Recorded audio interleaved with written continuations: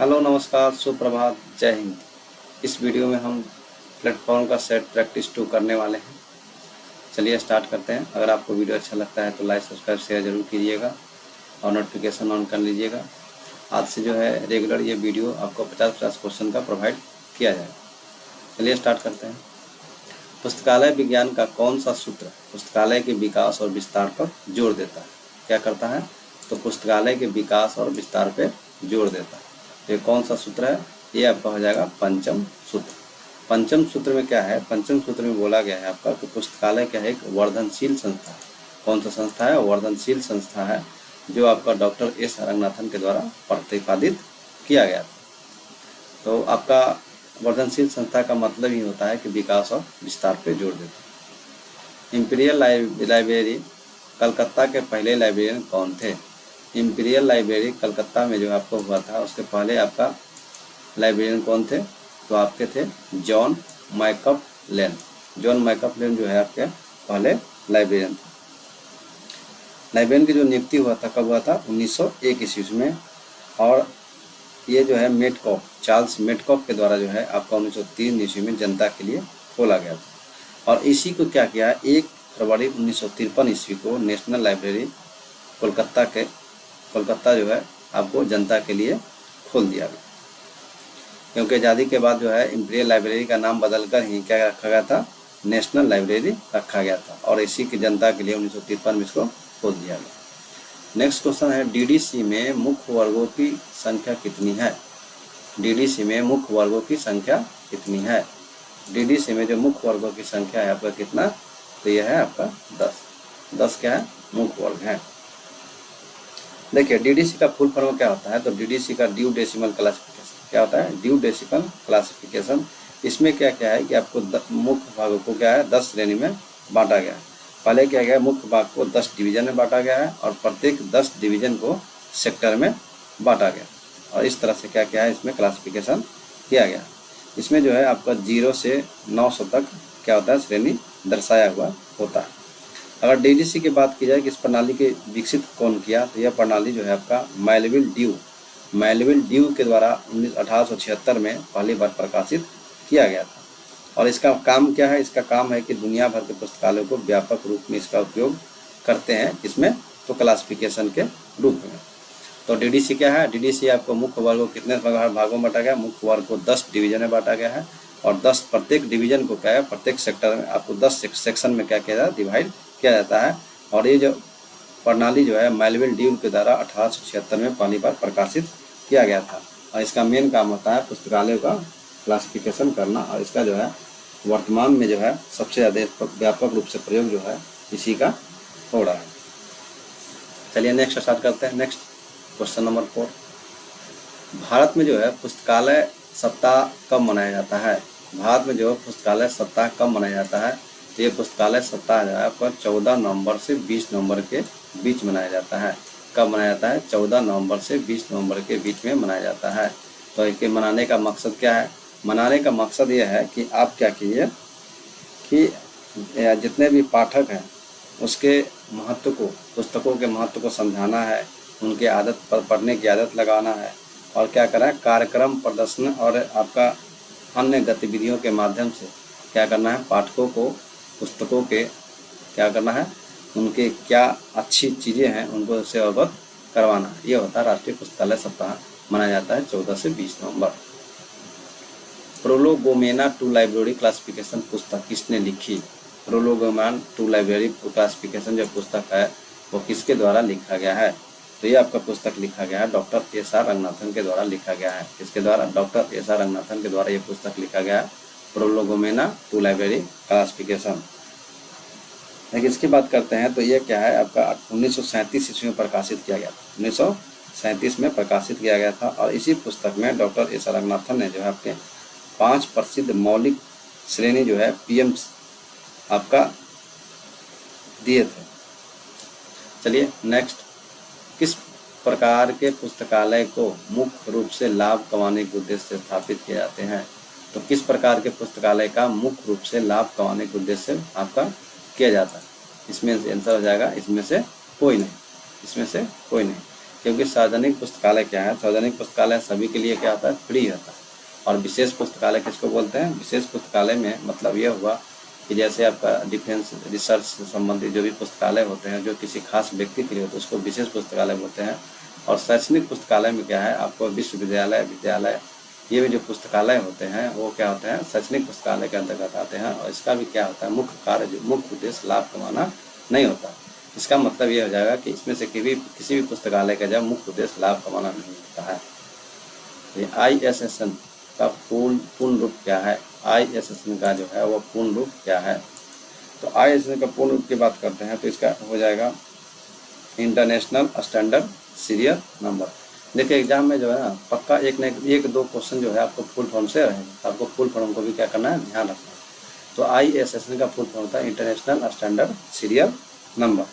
ये जो है ये 8 अंकों का एक विशिष्ट कोड है जो क्या करता है, पत्रिकाओं, समाचार पत्रों, अन्य जितने भी प्रकाशक है उसको पहचान करने के लिए ISSN क्या है, आपको एक कोड प्रोवाइड करता है। वो कितने अंकों का होता है, वो 8 अंकों का होता है, ध्यान रखना है। आपका ALA अमेरिकन लाइब्रेरी एसोसिएशन की स्थापना किस वर्ष की गई। ALA यानी अमेरिकन लाइब्रेरी एसोसिएशन की जो स्थापना किस वर्ष की गई। तो इसकी स्थापना की बात करते हैं तो इसकी स्थापना जो है आपको किया गया था 1876 में। कब किया गया था, 1876 में। अगर बात करते हैं ALA तो दुनिया का सबसे पुराना और सबसे बड़ा पुस्तकालय कौन है, तो अमेरिकन लाइब्रेरी एसोसिएशन है। और इसकी स्थापना जो है आपका फिलाडेल्फिया पेंसिल्वेनिया में हुआ था। आपको यह भी ध्यान रखना है कहाँ हुआ था, इसकी स्थापना जो है फिलाडेल्फिया पेंसिल्वेनिया में हुआ था। आपको इतना ध्यान रखना है, स्थापना हुआ 1876। पुस्तकालय के समांतर सबसे अधिक उपयोग किए जाने वाला कैटलॉग का प्रारूप कौन सा है। पुस्तकालय में जो समांतर सबसे अधिक उपयोग किया जाने वाला कैटलॉग कौन सा है, प्रारूप कौन सा है, तो ये आपका आंसर हो जाएगा open online public access catalogue, OPAC यानी ओपन पब्लिक एक्सेस कैटलॉग। ये क्या करता है, आपको समांतर सबसे अधिक उपयोग किया जाने वाला कैटलॉग है। ये क्या करता है, पुस्तकालय के संग्रह को जो है कंप्यूटर या मोबाइल के उपकरण के माध्यम से खोजने की अनुमति देता है। इसलिए क्या है, सबसे ज़्यादा उपयोग किया जाने वाला है, ये क्या है, प्रारूप है, क्या, open public access catalogue, OPAC। Next question है, सूचना समाज इंफॉर्मेशन सोसाइटी शब्द का प्रयोग सबसे पहले किस देश में हुआ। यानी सूचना समाज का अगर इंफॉर्मेशन सोसाइटी शब्द का प्रयोग सबसे पहले किस देश में हुआ था, किस देश में हुआ, तो इसका आंसर हो जाएगा सबसे पहले जो है आपका किसना हुआ, जापान में हुआ। किसमें हुआ था, तो जापान में। अगर इसकी बात की जाए सूचना समाज का शब्द का सबसे पहले जापान में हुआ था। और यह जब कब गढ़ा गया था, तो 1960 में। इस समय जापान समाजशास्त्री और सूचना वैज्ञानिकों के द्वारा जो है इस शब्द को गढ़ा गया था 1960 में। नेक्स्ट, पुस्तकालय विज्ञान का कौन सा सूत्र, पुस्तकालय विज्ञान का कौन सा सूत्र बोलता है कि आपका प्रत्येक पुस्तक को उसका पाठक मिले। देखिए रंगनाथन के जो 5 बुक का सिद्धांत है वो आपको पांचों याद रखना, ये बहुत इंपॉर्टेंट है। ये बोलता है कि प्रत्येक पुस्तक को उसके पाठक मिले, ये कौन सा सिद्धांत है, तो ये आपके रंगनाथन के जो 5 सिद्धांत दिए उसमें से तृतीय सिद्धांत है। फर्स्ट में जो क्वेश्चन पढ़े थे क्या था, वो पंचम सिद्धांत था कि वो पुस्तकालय वर्धनशील संस्था है। तो ये आपको क्या करना है, इनके 5 लॉज को, डॉक्टर एक्सनर को आपको ध्यान रखना है। देखिए इसका मतलब इसके सेंस में है कि प्रत्येक पुस्तक उसका पाठक मिले, प्रत्येक पुस्तक को, यानी इसका मतलब है कि यह जो है आपका कौन सा सूत्र है, यह तो तृतीय सूत्र है। इसमें क्या है, जितने भी पुस्तकें हैं पुस्तकालय में वो सभी का उपयोग, यानी सभी का उपयोग होना चाहिए, ये मेन पर्पस है। और इसके लिए क्या करना चाहिए, इसके लिए जो है पाठक को अपने एक्सेस यानी खुद से अपने बुक को क्या करें, खोजें।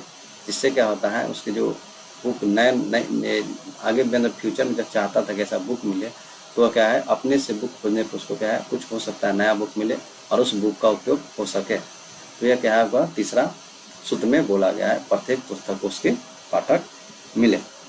ठीक है, नेक्स्ट है सीसी कॉलन क्लासिफिकेशन का प्रथम संस्करण जो है कब प्रकाशित किया गया।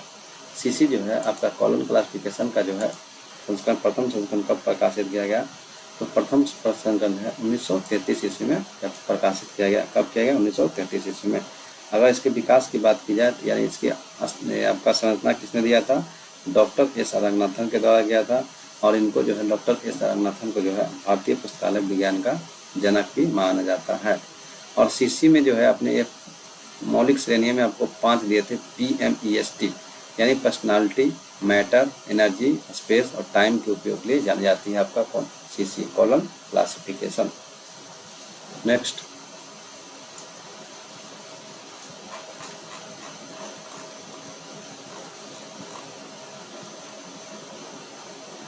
क्वेश्चन क्या कहता है? नेक्स्ट क्वेश्चन कहता है कि चयनित सूचना यानी चयनित सूचना, सिलेक्टिव डिसमिनेशन ऑफ इंफॉर्मेशन यानी SDI सेवा किसने शुरू की? चयनित सूचना प्रसार जो सेवा किसके द्वारा शुरू किया गया है? तो HP लुहान के द्वारा। किसके द्वारा? HP लुहान के द्वारा है। आपको ये जो है चयनित सूचना प्रसार जो है सेवा शुरू की गई थे।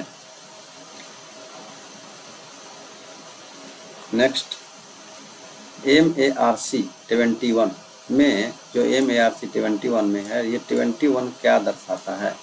MARC 21 दर्शाता है 21वीं सदी को। 21वीं सदी को दर्शाता है, यानी 21वीं सदी में क्या है ये आपका डेवलप किया गया है। अगर MARC का मतलब समझते हैं तो क्या आता है? Machine readable cataloguing. क्या आता है? Machine readable cataloguing. इसमें क्या होता है कि ग्रंथ सूची संबंधी जानकारी को जो है मशीन द्वारा पढ़े जाने योग्य प्रारूप में इस तरह से एन्कोड करने की अनुमति देता है ताकि वो मशीन क्या है उसको पढ़ सके। और यह पुस्तकालय को ग्रंथ सूची डेटा को साझा करने और आदान प्रदान करने में भी क्या है यह सक्षम बनाता है। नेक्स्ट क्वेश्चन, भारत में मॉडल पब्लिक लाइब्रेरी बिल का प्रारूप किसके द्वारा तैयार किया गया है? आपका भारत में जो मॉडल पब्लिक लाइब्रेरी बिल है उसका प्रारूप किसके द्वारा तैयार किया गया है? तो यह तैयार किया गया है आपका डॉक्टर एस रंगनाथन के द्वारा। डॉक्टर एस रंगनाथन को जो है यह तैयार किया गया क्या? Model public library bill. 1930 ईस्वी में बनारस में आयोजित अखिल भारतीय एशिया शैक्षिक सम्मेलन में क्या है यह बिल जो है प्रस्तुत किया गया था। नेक्स्ट है विज्ञप्ति एनालिटिक एंट्री, विज्ञप्ति प्रविष्टि का उपयोग किस लिए किया जाता है? तो विज्ञप्ति प्रविष्टि यानी आपका एनालिटिक एंट्री का उपयोग किसके लिए किया जाता है? तो ये किया जाता है आपका इसके लिए ये किया जाता है आपको पुस्तक के किसी अध्याय या लेख के लिए। विज्ञप्ति प्रविष्टि का उपयोग किसके लिए किया जाता है? तो पुस्तक के किसी अध्याय या लेख के किया जाता है। नेक्स्ट INSDOC या NISCIR की स्थापना किस वर्ष हुई है? तो आपका इसकी स्थापना जो है 1952 ईस्वी में हुई थी। कब हुई थी? 1952 ईस्वी में हुई थी। INS यानी Indian national scientific documentation centre क्या आता है फुल फॉर्म? INSDOC का फुल फॉर्म को ध्यान रखना है, इंडियन नेशनल साइंटिफिक डॉक्यूमेंटेशन क्या सेंटर, ठीक है, Indian national scientific documentation centre. इसकी स्थापना कब हुई? 1952 ईस्वी में। और इसी को जो है अब बाद में क्या किया गया, नाम परिवर्तित करके आपको चेंज कर दिया गया NISCAIR, यानी इसका फुल फॉर्म की बात करते हैं तो national institute of science communication and information resource, national institute of science communication communication and information resource. ये आपका हो गया 1952 में इसकी स्थापना की गई थी और इसको बाद में बदलकर NISCAIR कर दिया गया। और जो NISCI जो है यह किसके अंतर्गत काम करता है? तो यह CSIR यानी औद्योगिक अनुसंधान परिषद के तहत क्या करता है? यह कार्य करता है। DDC का जो है 19वां संस्करण कितने वॉल्यूम में प्रकाशित किया गया है? DDC का जो है 19वां वॉल्यूम से संस्करण जो है कितने आपको वॉल्यूम में प्रकाशित किया गया है? तो ये आपका आंसर इसका हो जाएगा 3। कितना हो जाएगा? 3, यानी 3 में यह प्रकाशित किया गया है। नेक्स्ट सीसी में मौलिक श्रेणियों में कौन सी है? सीसी में जो मौलिक श्रेणी दिए हैं तो बताए थे कौन है? 5 मौलिक श्रेणी कौन कौन है? आपका व्यक्तित्व यानी पर्सनालिटी, मैटर, और ए से एनर्जी, और एस से स्पेस, और टी से टाइम। ये आपको जो है सीसी यानी कॉलम क्लासिफिकेशन जो है डॉक्टर एस आर रंगनाथन के द्वारा जो किया गया है उसमें आपको 5 मौलिक श्रेणी दिया गया है। और ये 5 मौलिक श्रेणी जो है आपका व्यक्तित्व है, PMEST याद रखना है। P से पर्सनालिटी, M से मैटर, E से एनर्जी, और S से स्पेस, और T से टाइम। ये 5 दिए गए हैं। Next, journal of librarianship. Journal of librarianship and information science कहाँ से प्रकाशित होता है? आपको journal of librarian and information science जो है वह कहाँ से प्रकाशित होता है? तो ये प्रकाशित होता है आपका यूके से। कहाँ से होता है? तो ये यूके से प्रकाशित होता है।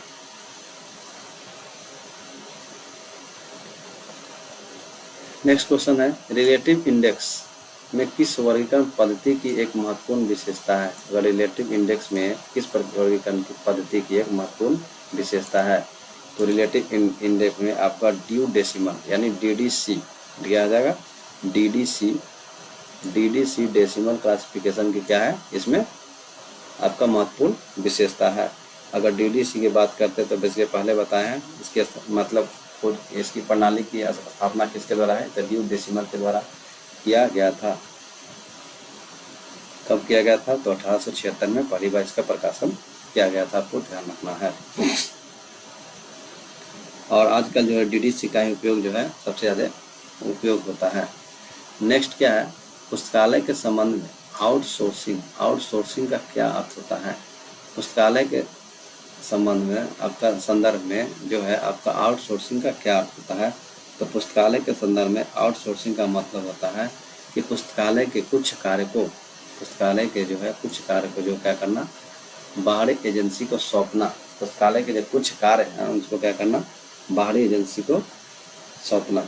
जैसे क्या होता है, डाटा एंट्री का काम हो, जिंदबाजी हो, सुरक्षा हो, तकनीकी सेवा हो, ये क्या है, आउटसोर्स इसको करते हैं, ताकि क्या हो, पुस्तकालय में जो दक्षता को बढ़ाना हो, ये सब क्या है आसानी से हो जाता है।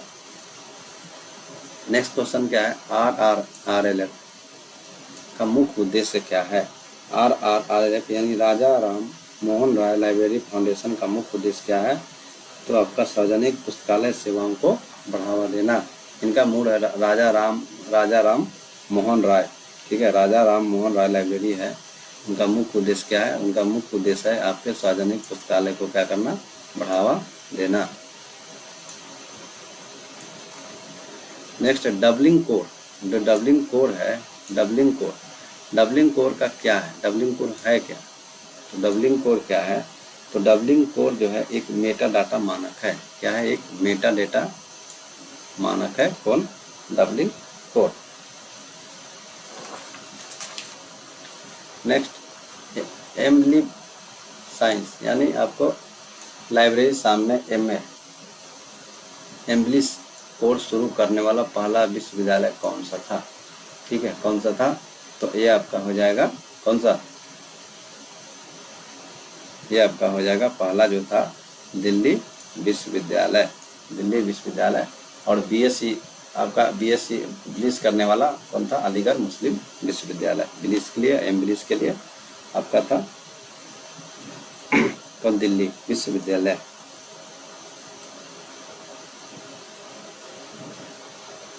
नेक्स्ट क्वेश्चन है world of learning. World of learning क्या है? वर्ल्ड ऑफ लर्निंग जो है क्या है? वर्ल्ड ऑफ लर्निंग है एक अंतर्राष्ट्रीय संस्थाओं की निर्देशिका है। क्या है? एक अंतर्राष्ट्रीय संस्थाओं की निर्देशिका है। इसमें क्या है कि जैसे मान लें कि एक वार्षिक प्रकाशन जो दुनिया भर के शैक्षणिक संस्थान जैसे विश्वविद्यालय, कॉलेज, पुस्तकालय, अभिलेखागार, संग्रहालय और कला दीर्घाओं की विस्तृत जानकारी प्रदान करता है। कौन? वर्ल्ड ऑफ लर्निंग क्या है? एक प्रकार का वार्षिक प्रकाशन है। ब्राउन चार्जिंग सिस्टम क्या है? किससे संबंधित है? ब्राउन चार्जिंग सिस्टम जो है वो किससे संबंधित है? तो ब्राउन चार्जिंग सिस्टम जो है पुस्तक का आदान प्रदान से संबंधित है। पुस्तक का आदान प्रदान से संबंधित है। यह क्या है? पुस्तक की एक मैनुअल प्रणाली है जिसके आविष्कार जो है किसने की? नीना ई ब्राउन के द्वारा किया गया है, इसलिए इसके नाम पे ही रखा गया था क्या? Brown charging system. यह आदान प्रदान की एक प्रकार का प्रणाली है। नेटवर्क टोपोलॉजी का संबंध किससे है? नेटवर्क टोपोलॉजी का संबंध किससे है? तो यह है आपका कंप्यूटर नेटवर्क की संरचना से, यानी किस प्रकार से टोपोलॉजी का उपयोग करके कंप्यूटर को जुड़ा गया है, उसी को बोलते हैं नेटवर्क टोपोलॉजी, यानी कंप्यूटर नेटवर्क की संरचना से यह संबंधित है। नेक्स्ट क्वेश्चन है, यूडीसी का पूर्ण रूप अंग्रेजी का संस्करण कब प्रकाशित हुआ है? यूडीसी का पहला जो है पूर्ण अंग्रेजी संस्करण कब प्रकाशित किया गया है? तो इसका पहला प्रकाशन जो है 1943 में हुआ है। कब हुआ है? 1943 में किया गया है। यूडीसी का फुल फॉर्म क्या आ जाएगा? यूडीसी का होता है यूनिवर्सल डेसिमल क्लासिफिकेशन। आपको फुल फॉर्म ध्यान रखना है, यूनिवर्सल डेसिमल क्लासिफिकेशन। अब यूडीसी जो है आपको पॉल ओटलेट और हेनरी लॉ फॉन्टन के द्वारा डीडीसी के आधार पर विकसित किया गया है। जो डीडीसी होता है ड्यू डेसिमल क्लासिफिकेशन के आधार पर ही यूडीसी का डेवलप किया गया था। किसके द्वारा?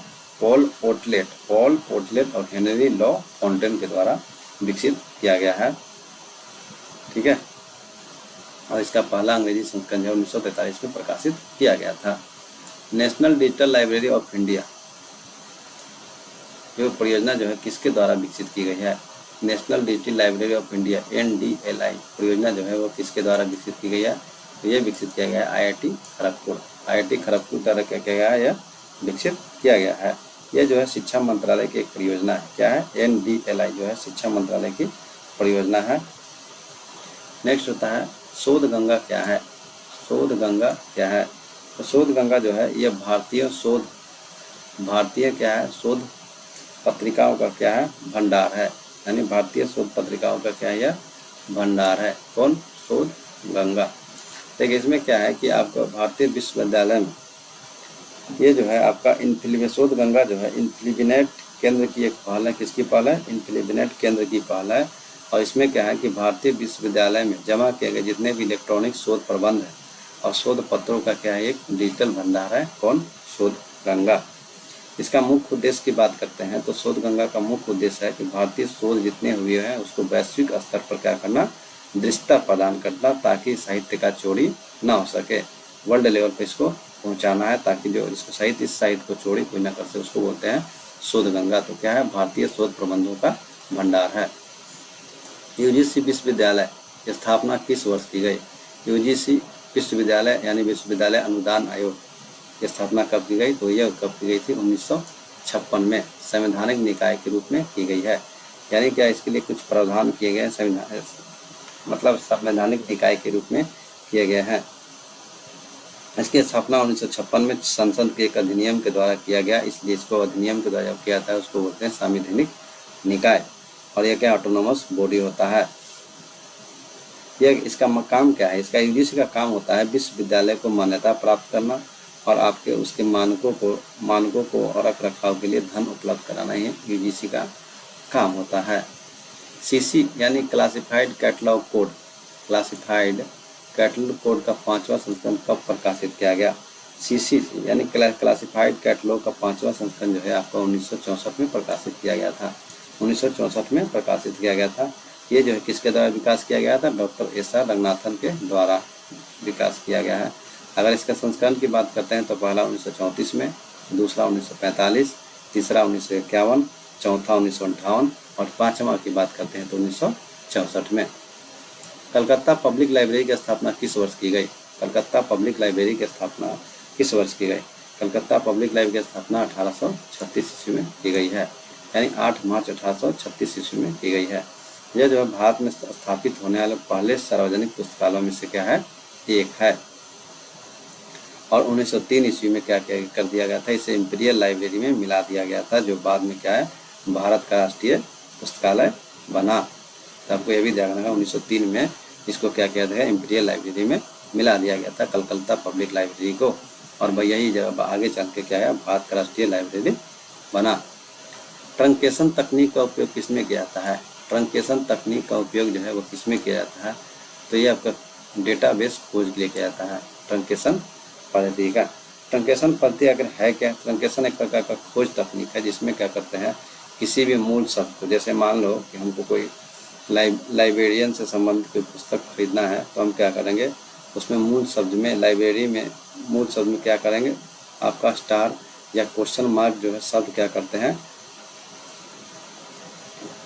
उसको ऐड कर देते हैं, ताकि क्या जितने भी उससे संबंधित वर्ड हो सभी एक बार में क्या होगा, प्रकाशित हो जाएगा। जैसे लाइबर हम शब्द खोज रहे हैं, स्टार लगा दिए, उसमें लाइब्रेरी आ जाएगा, लाइब्रेरी जाएगा, लाइब्रेरियन आ जाएगा, जितने जितने परिणाम होंगे सभी परिणाम क्या करेंगे, शो कर देंगे। इसको बोलते हैं वाइल्ड कार्ड वर्ण। वाइल्ड कार्ड वर्ण जिसमें मूल शब्द के रूप में उसके बाद में जो लगाते हैं उसको बोलते हैं वाइल्ड कार्ड वर्ण। जैसे में आपका स्टार हो जाएगा, क्वेश्चन मार्क होगा इत्यादि। और इसका मेन मकसद होता है कि आपको जो खोज रहे हैं उसको आसानी से वो उपलब्ध हो जाए। इसका ट्रंकेशन का मतलब ये होता है। नेक्स्ट क्वेश्चन है बौद्धिक संपदा। बौद्धिक संपदा अधिकार आईपीआर में क्या शामिल नहीं है?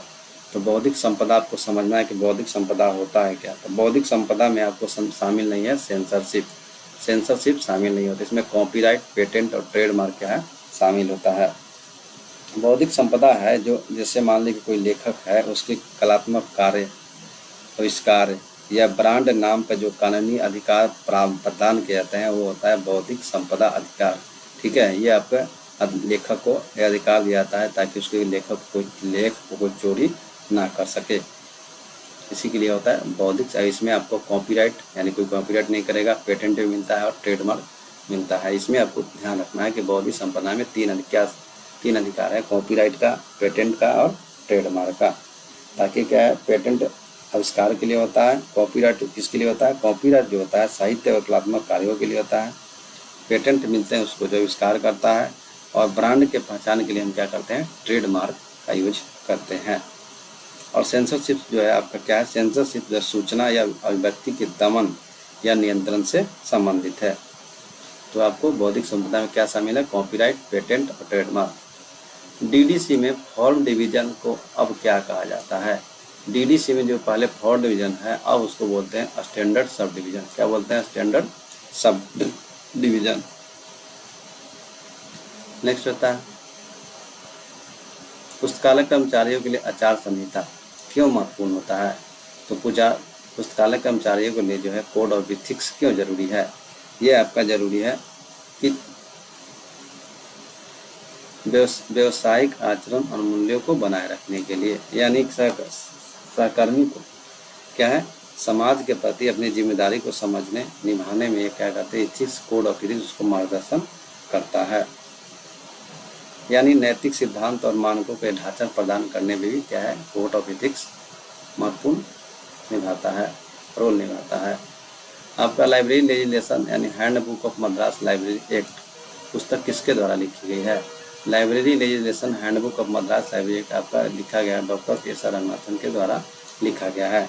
डॉक्टर एस रंगनाथन के द्वारा ये पुस्तक लिखा गया है और ये पुस्तक जो है 1953 ईस्वी में जो है मद्रास लाइब्रेरी एसोसिएशन के द्वारा प्रकाशित किया गया था। तो इसमें अगर बात करते हैं तो इसका अध्ययन एक आधारभूत मतलब क्या है कि आपका पुस्तकालय विज्ञान अध्ययन के लिए एक आधारभूत दस्तावेज क्या करता है, मान्यता दस्तावेज माना जाता है। इसलिए एक पुस्तक लेते हैं कि legislation library handbook of Madras library act नामक पुस्तक लिखे गए थे। फेसेट सीक्वेंस में सिद्धांत किसने दिया?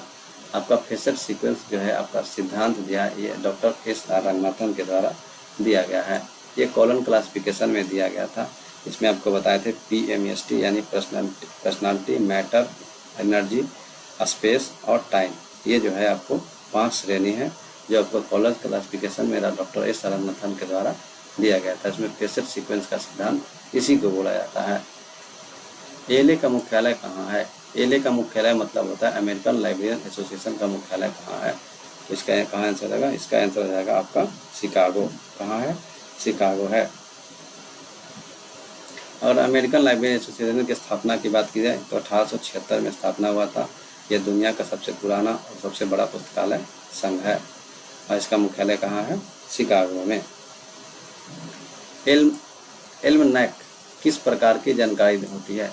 किस प्रकार की जानकारी होती है एल्मनैक में? तो एल्मनैक में जो है आपका कैलेंडर, खगोलीय डाटा और सांख्यिकी आदि के बारे में हमको जानकारी मिलती है।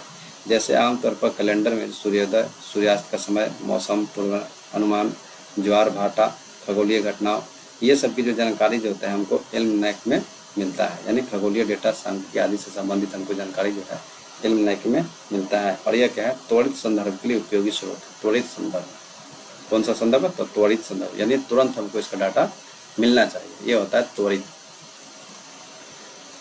नेक्स्ट क्वेश्चन है कि विश्वविद्यालय के लिए यूजीसी लाइब्रेरी कमेटी 1957 में जो है उसके अध्यक्ष कौन थे। विश्वविद्यालय पुस्तकालय के लिए यूजीसी के लिए लाइब्रेरी कमेटी यानी लाइब्रेरी कमेटी के अध्यक्ष कौन थे 1957 में, ये कौन थे, इसका आंसर हो जाएगा doctor SR. Ranganathan. Doctor SR. Ranganathan जो है आपका यूजीसी लाइब्रेरी कमेटी के क्या थे, अध्यक्ष थे।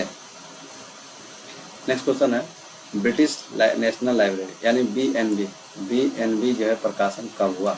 बीएनबी का जो प्रकाशन कब हुआ, ब्रिटिश नेशनल लाइब्रेरी जो है बिब्लियोग्राफी, इसका जो प्रकाशन जो है आपका 1950 में किया गया था, 1950 में किया गया था। यह है क्या, तो एक बीएनबी का एक राष्ट्रीय ग्रंथ सूची है जो यूनाइटेड किंगडम और आयरलैंड गणराज्य में प्रकाशित पुस्तकों की पत्रिकाओं को सूचीबद्ध करती है। बीएनबी क्या है, एक प्रकार का राष्ट्रीय ग्रंथ सूची है जो यूके में आयरलैंड में प्रकाशित पुस्तकों क्या करती है, एक सूचीबद्ध तैयार करती है। ये जो है आपको किसके द्वारा चलाया जाता है, तो ये आपका ब्रिटिश लाइब्रेरियन के द्वारा ये प्रकाशन किया जाता है, इसका प्रकाशन। नेक्स्ट क्या है, पुस्तकालय विज्ञान का कौन सा सूत्र मुक्त द्वार प्रणाली ओपन एक्सेस का समर्थन करता है। ओपन एक्सेस का समर्थन कौन सा करता है, तो ये आपका तृतीय सूत्र। बताए थे अभी कि आपका प्रत्येक पुस्तक को उसकी पाठक मिले, प्रत्येक पुस्तक को उसका पाठक मिले, तो ओपन एक्सेस प्रणाली होगा तभी क्या होगा, पाठक अपनी पुस्तकों को ढूंढने के दौरान क्या करेगा, वो नई नई पुस्तकों को खोज लेगा जो उसका आगे पढ़ना है। यानी जो पुस्तक यूज होने वाली है, नहीं यूज होने वाली, उस पुस्तक को भी क्या पाठक उसको पढ़ सकता है, किसके द्वारा, मुक्त ओपन यानी ओपन एक्सेस प्रणाली रहेगा तो भी। नेक्स्ट क्वेश्चन है ग्रीन स्टोन क्या है। ग्रीन स्टोन क्या है, ग्रीन स्टोन क्या है, तो ये आपका एक open source digital library software है। आपको ध्यान रखना है क्या, एक प्रकार का open source digital library software है। और ये कौन सा सॉफ्टवेयर है, ये बहुभाषी सॉफ्टवेयर है। नेक्स्ट क्या है, हैंडबुक किस प्रकार का सूचना का स्रोत है। हैंडबुक जो है आपका किस प्रकार का सूचना का स्रोत है, ये आपका कौन सा, द्वितीय, कौन सा है, द्वितीय। देखिए आपका हैंडबुक किस प्रकार का, द्वितीय। अगर प्राथमिक की बात करते हैं, प्राथमिक होता है, द्वितीय होता है और इसमें तृतीय होता है। तो प्राथमिक स्रोत में आपका मूल शोध जितने भी डाटा आते हैं, शोध पत्र हो गया, डायरी हो गया, सब संबंधित आते हैं प्राथमिक। और द्वितीय में क्या आते हैं, प्राथमिक स्रोत से जो संबंधित विश्लेषण होता है, संश्लेषण होता है, उसका सारांश होगा जो प्रस्तुत करता है, उसको बोलते हैं द्वितीय स्रोत। और प्राथमिक और द्वितीय स्रोत को मिलाकर बनता है तृतीय स्रोत, आपको ध्यान रखना है।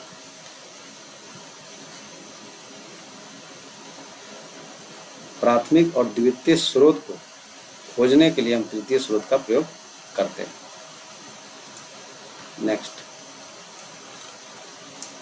खुदा बख्श लाइब्रेरी, जो खुदा बख्श लाइब्रेरी जो है वह कहाँ स्थित है।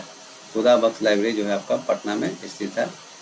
ठीक है, कहाँ स्थित है, पटना में स्थित है। अगर इसकी स्थापना की बात की जाए तो 29 अक्टूबर 1891 में हुआ था। ठीक है, और ये किसके द्वारा किया गया था, तो खुदा बख्श ओरिएंटल लाइब्रेरी जो है किसके द्वारा किया गया था, तो खान बहादुर खुदा बख्श, इसलिए इन्हीं के नाम पे है आपका खुदा बख्श लाइब्रेरी। पटना में 29 अक्टूबर 1891 में इसकी स्थापना किया गया था। नेक्स्ट, रंगनाथन का संदर्भ रेफरेंस इंटरव्यू रेफरेंस इंटरव्यू के कितने चरण हैं। रेफरेंस इंटरव्यू के आपका चरण कितने, 4। कितने हैं, 4। आपका रंगनाथन के अनुसार जो है रेफरेंस इंटरव्यू जो है उसके चरण होते हैं 4। आपका प्लेजरिज्म का अर्थ क्या है। प्लेजरिज्म का अर्थ क्या है, तो किसी और के काम के नाम से प्रस्तुत करना, किसी और के जो काम है उसको अपने नाम से प्रस्तुत करना, यानी पुस्तक कोई और लिखा है और अपने नाम से उसको प्रस्तुत कर रहे हैं, यानी अपने उसके साहित्य को चोरी कर रहा है। तो प्लेजरिज्म का अर्थ यह होता है कि किसी और के नाम से अपना प्रस्तुत करना, यानी यह क्या है, प्रकार का साहित्य का चोरी कराता है। नेक्स्ट क्या है, नेक्स्ट है आपका PERT यानी programme evolution and review technique का उपयोग पुस्तकालय में किया जाता है। किसके लिए किया जाता है, PERT यानी programme evolution and review technique का उपयोग पुस्तकालय में किसके लिए किया जाता है, ये आपको पुस्तकालय में किया जाता है। इसके लिए तो परियोजना प्रबंधन के लिए यानी प्रोजेक्ट मैनेजमेंट के लिए। तो आज तक इतना ही, 51 क्वेश्चन। नेक्स्ट वीडियो में आपको 100 क्वेश्चन कंप्लीट कराया जाएगा। और आपको इसमें एक टेलीग्राम का लिंक दे दिया जा रहा है, आप इससे ज्वाइन होकर आपका इसका PDF आपको मिल जाएगा। आज के लिए इतना ही, तब तक के लिए धन्यवाद। जय हिंद, जय भारत।